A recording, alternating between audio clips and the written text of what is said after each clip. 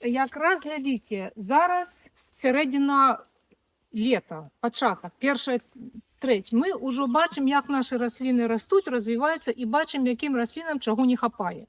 І зараз ми можемо зробити їм таку хутку допомогу, бо вже що ми в глебу заклали, то і вже працює.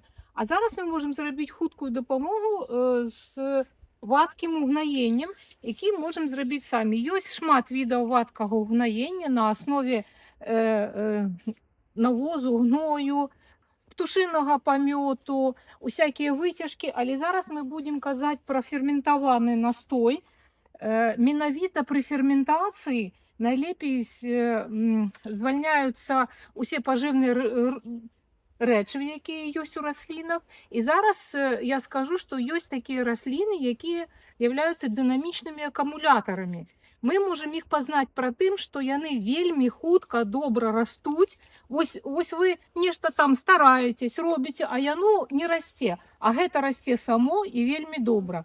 Гэта за рахунок того, што гэта расліна умее выцягнуць з глебы тое і ператварыць у съедобную форму тое, што другія расліны зрабіць не могуць. І снытка туды адносіцца, і крапіва, і акопнік.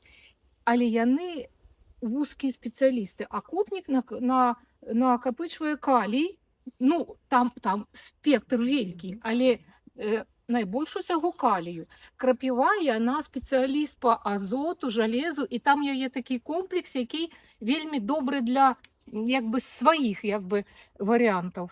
Снытка вельмі добрый дынамічны акумулятор, лапух вялікі. Значит, ферментацыя свежая. Калі мова ідзе пра акумуляцыю азоту, то расліну лепей зрэзаць до цвяцення, калі яна актыўна расце. Калі мова ідзе пра калій, фосфор, гэтыя рэчывы іх нашмат болей, калі расліна квітнее. Ось зараз у такім стане акопнік адквітнеў, азоту тут уже трохі меней, затое тут шмат калію. І трэба расліну свежую зрэзаць, нечым яе падробніць, бо увесь такі пук вы рыдлёўкай не прорубаеце, так? Так, гэта серпик быў, каб ніхто не наступіў. І ось так, раз. Ну, добре, калі рыдлёўка плоская і вельмі вострая.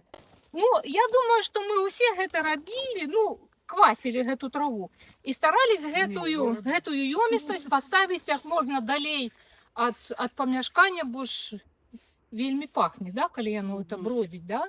Што ў нас смярдзіць? Гэта анаэробныя бактэрыі, тыя, якія растуць без кісня. Даже калі нейкае надвор'е не характэрна для сезону, якое не спрыяе вегетацыі, трэба утрымацца, трэба пачакаць спрыяльнага надвор'я, каб расліна адразу магла гэта скарыстаць. Ну вось мы прынеслі, кідаем у ёмістасць, у бочку не металёвую, любую, можна пластик, так? І потым залем гэта вадой, лепей дажджавой. У гэтай вадзе точно не павінна быць ні хлору, ніякіх другіх таких хімічных рэчываў. Але калі мы вадой залем, трэба будзе нечым прыдавіць, каб яно будзе так падымацца, каб яно не падымалася. Па цёпламу надвор'ю дастаткова 7 дзён. Калі халадней, то до 2 тыдняў.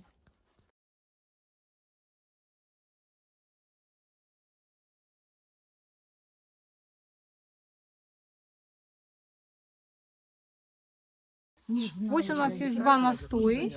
Один пасля 2 тыдняў ферментацыі, а гэты настой пасля 2 тыдняў ферментацыі і 1 доба аэрацыі.